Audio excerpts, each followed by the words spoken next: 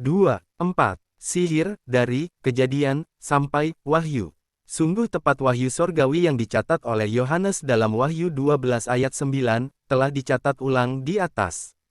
Iblis menyesatkan seluruh dunia oleh sihirnya. Lebih luas lagi, iblis menyesatkan seluruh dunia di sepanjang sejarah umat manusia.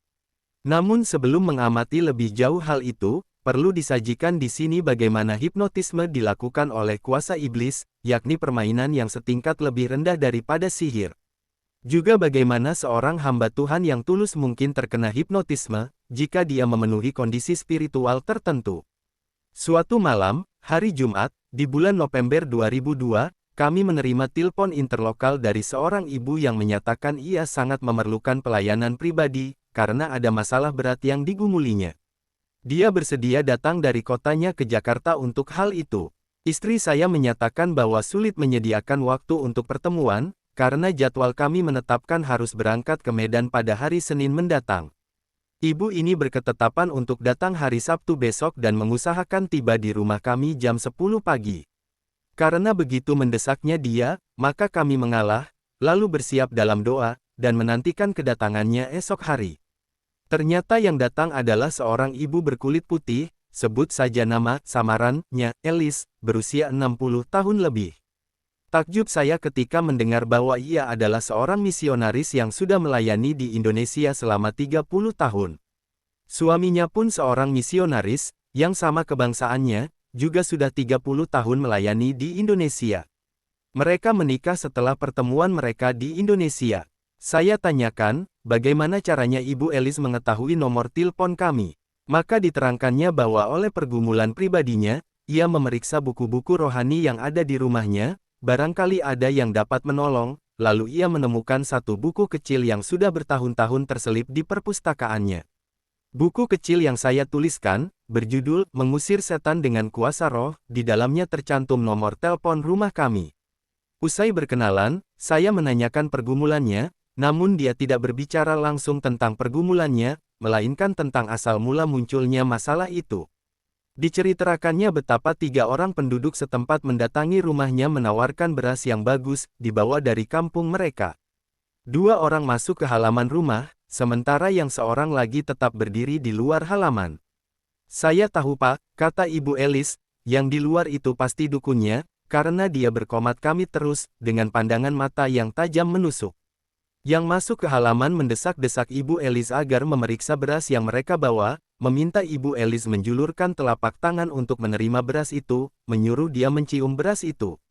Ibu Elis mengalah, menerima beras itu di telapak tangannya sendiri, menciumnya, dan memang baunya harum. Disuruh lagi Ibu Elis memeriksa literan penakar beras itu, didesakannya agar ibu itu memegang literan itu, memastikan bahwa itu adalah takaran yang jujur. Lagi-lagi ibu itu mengalah saja, enggan menolak. Masih ada 1-2 anjuran dan desakan lagi, semuanya ditaati oleh Ibu Elis, sehingga akhirnya, ketika ia disuruh mengambil tempat beras dari dapur, ibu itu mematuhi saja. Yang saya curigai terjadilah sejak masa kecil saya mengerti ada permainan tukang beras keliling semacam itu. Ibu Elis tertipu, karena ketika mereka sudah pergi, beras yang dibelinya ditakar ulang oleh ibu itu, sudah berkurang, alias hanya kira-kira sepertiga dari hitungan semula. Jelaslah, Ibu Elis sudah kena tipu. Ibu Elis tidak memikirkan masalah ketertipuannya yang beberapa ribu rupiah. Yang sangat merisaukan adalah bahwa sejak saat itu ia merasa matanya memiliki kuasa hipnotisme.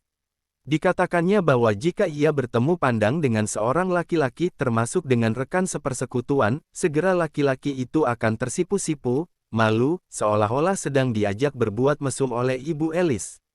Berjuang keras dia mengatasi persoalannya, berdoa dengan tekun, ia minta agar didoakan oleh suaminya. Tidak berhasil, kuasa itu serasa masih di matanya.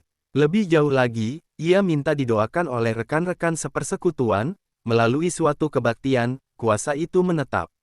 Setelah menemukan buku Bapak, katanya kepada saya juga sudah berdoa menuruti petunjuk buku itu, tetapi tidak berhasil juga.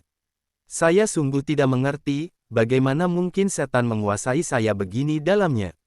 Saya, yang sudah menerima Yesus Kristus sebagai juru selamat pribadi saya hidup tertib dan berpuluh tahun beribadah, tidak terlibat perdukunan, bagaimana mungkin terkena serangan iblis sedemikian rupa? Sudah puluhan tahun saya melayani di Indonesia sebagai seorang misionaris, mengapa Tuhan tidak lindungi? Bukankah selayaknya saya dikawal oleh malaikat Tuhan, kemanapun saya pergi? Saya sungguh tidak mengerti urusan ini. Saya sudah berdoa menurut segala cara yang saya ketahui dan saya temukan, semuanya tanpa hasil. Kuasa iblis itu masih menetap. Saya kehabisan akal, tidak mengerti. Jelas terlihat bahwa semua jurus-jurus teologis ibu ini ternyata buntu menghadapi permainan tukang-tukang beras saja. Malah, jurus teologis ibu itu dapat ditambahkan dengan 1 Yohanes 5 ayat 18. Kita tahu bahwa setiap orang yang lahir dari Tuhan tidak berbuat dosa, tetapi dia yang lahir dari Tuhan melindunginya, dan si jahat tidak dapat menjamahnya. Jurus yang ditambahkan ini pun tidak menjawab pergumulan Ibu Elis. Menurut teori, tidak mungkin Ibu Elis terkena jamahan hamba iblis, bukankah ibu ini tidak berbuat dosa? Namun fakta membantah, Ibu Elis terkena juga jamahan iblis. Sungguh, semua jurus teologis yang dikenal oleh hamba-hamba gereja tidak mampu menerangkan pergumulan Ibu Elis. Jangankan menyelesaikannya, jadi apa yang ibu harapkan dari saya? Tanya saya penuh empati. Saya berharap agar Bapak mendoakan saya, agar saya terlepas dari pengaruh iblis ini, jawabnya. Saya tidak akan mendoakan ibu, tidak usah, kata saya. Jawaban ini membuat dia semakin tidak mengerti. Sia-sia saja ibu berdoa, jika Anda tidak mengerti sumber masalahnya. Maka izinkanlah saya menjelaskan seteliti mungkin kepada ibu. Setelah jelas, maka tindakan ibulah yang akan membebaskan Anda dari jerat iblis ini. Tindakan iman. Sebab salah tindak di masa lalu, itulah yang memunculkan masalah ini. Maka kesalahan bertindak harus diselesaikan dengan tindakan perbaikan yang tepat, berdasarkan pengertian yang penuh. Tidak dapat diselesaikan oleh sekedar tengkingan, ataupun oleh doa-doa yang bersifat ritual. Iblis memperoleh peluang, bahkan hak, untuk memasukkan kuasanya ke dalam mata ibu berdasarkan prinsip penaklukan diri Inggris, submission, yang biasa ditunggangi oleh para penyihir atau ahli hipnotis. Ucap saya memulai penjelasan. 3 kali seseorang mentaati perintah iblis atau penyihir, maka ia segera menjadi budak terhadap penyihir atau iblis tadi. Ia bukan lagi hamba Tuhan, doulos. Ibu Elis mulai mengerti. Pasti ibu ingat apa yang dihadapi Yesus di padang gurun. 3 kali iblis memberi instruksi kepadanya, tidak satu pun ditaati Yesus. Yesus tidak melakukan penaklukan diri terhadap iblis. Pada hakikatnya, di padang gurun itu Yesus anak manusia menghadapi ujian, submission. Namun Yesus menaklukkan diri hanya kepada Bapa Sorgawi, kepada firman yang tertulis. Ini tegas dinyatakan oleh Yesus dalam Matius 4 ayat 10, hanya kepada Dia sajalah engkau berbakti. Yakni setelah Yesus membangkangi iblis, sehingga layaklah Yesus memerintah si iblis dengan, nyala iblis, yang membuat iblis terbirit-birit. Semakin jelas bagi Ibu Elis masalah dalam dirinya, ia kehilangan wibawa Kristus. Perhatikanlah, ibu, si tukang beras menyuruh ibu menerima beras mereka di telapak tangan ibu, Anda taati. Mereka suruh ibu mencium bau harum beras mereka, Anda mentaati pula. Mereka menyuruh ibu memeriksa kejujuran literannya, ibu mentaati, memegang literan itu dan memeriksanya. Mungkin mereka menyuruh ibu memeriksa juga seluruh beras di pikulannya, memastikan bahwa semuanya beras itu sama kualitasnya, yang tentunya ibu taati juga. Jadilah ibu seorang hamba di hadapan mereka, bukan lagi hamba Tuhan. Akibat tindakan keliru, yang didasari hak asasi Anda itu, maka malaikat Tuhan tidak berhak mengamankan ibu. Maka kuasa iblis hipnotisme, yang diandalkan tukang-tukang beras itu sepenuhnya memukau ibu, sehingga ketika disuruh mengambil tempat beras, Anda taati saja. Segera iblis menjadi tuan besar Inggris, master, bagi Anda. Lebih jauh lagi, setelah Anda secara de jure dan de facto menjadi hamba iblis, iblis punya hak untuk melengkapi Anda dengan kuasa hipnotis di mata ibu. Jelas sekali bagi Ibu Elis, tidak mungkin dia selaku hamba iblis mengusir setan itu, sebelum dikoreksinya penaklukan dirinya di masa lalu terhadap tukang beras, yang merangkap penyihir atau hamba iblis. Saudara terima kasih, Ibu Elis terkena hipnotisme karena dia sudah mentaati beberapa perintah hamba iblis. Kendati ketaatannya hanya berdasarkan keengganan berbantahan, dia sudah menaklukkan dirinya kepada kehendak tukang-tukang beras itu. Inilah kondisi spiritual yang memungkinkan bahkan seorang hamba Tuhan terkena sihir ringan si iblis, penaklukan diri atau submission ke bawah pemerintahan iblis melalui hamba-hambanya. Dapatlah dimengerti, mengapa di barat sana, anak-anak kecil selalu diajar orang tua mereka, "Do not talk to strangers." Jangan berbincang dengan orang yang tidak dikenal. Berbagai catatan Bible menunjukkan bahwa di sepanjang zaman, sihir memang senjata utama iblis untuk membangun pemerintahannya. Beberapa catatan Bible akan ditelaah. 1 Kejadian 3 ayat 4-6. 4. Tetapi ular itu berkata kepada perempuan itu, "Sekali-kali kamu tidak akan mati." 5. Tetapi Tuhan mengetahui, bahwa pada waktu kamu memakannya matamu akan terbuka, dan kamu akan menjadi seperti Tuhan, tahu tentang yang baik dan yang jahat.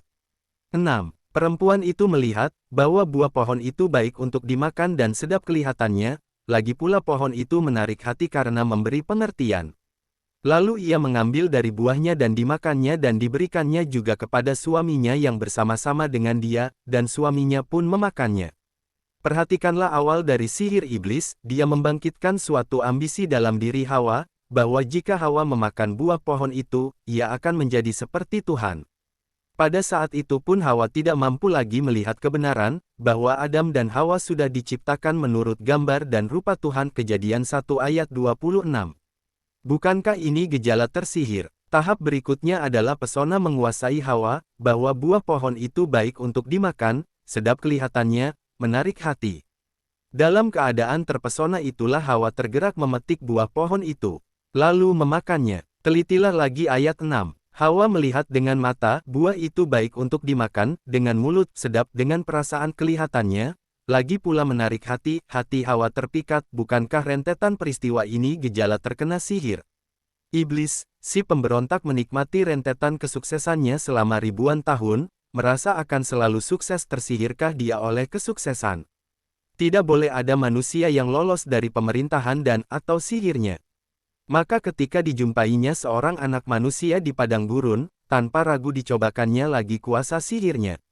Catatan Injil pada Matius 4 ayat 1-11 adalah 2. Matius 4 ayat 1. Maka Yesus dibawa oleh Roh ke padang gurun untuk dicobai iblis. 2. Dan setelah berpuasa 40 hari dan 40 malam, akhirnya laparlah Yesus. 3. Lalu datanglah si pencoba itu dan berkata kepadanya, "Jika engkau anak Tuhan, perintahkanlah supaya batu-batu ini menjadi roti."